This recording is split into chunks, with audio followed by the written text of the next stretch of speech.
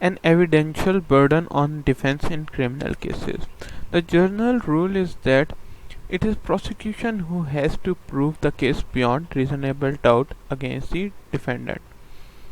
But in some cases, when defendant takes the plea that he has done something, but it happened because of this, because of negligence, because of some threat, because of some kind of disease, some kind of intoxication, then that burden of proof shifts to defense.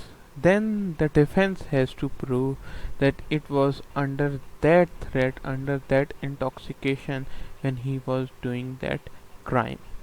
Because the defense could take the plea that something happened, like actus reus happened, the guilty act happened, but it didn't happen with the guilty mind, with the mens rea, and both of these are necessary in order to convict the defendant. So, two things are important to note when D carries the evidential burden, when the defendant carries the evidential burden.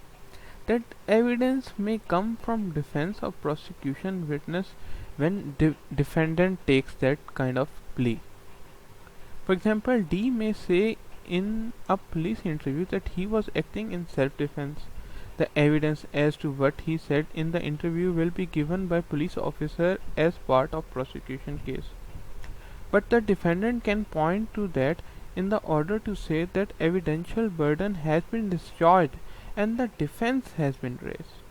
So that defendant could say that now he has to prove that he was acting under self-defense when he assaulted or murdered the person. If he said nothing to the in the police interview, then probably the only way he could discharge the evidential burden would be to call defense evidence. Provided that defendant discharge the evidential burden, it is for the prosecution to disprove the defense beyond reasonable doubt. So once the defense has been raised, so now it is the duty of the prosecution to thresh the evidence of the defendant through the cross examination. There are a number of defenses developed by common law which give rise to an evidential burden on the defense. The important one for bar professional training course purpose is self-defense.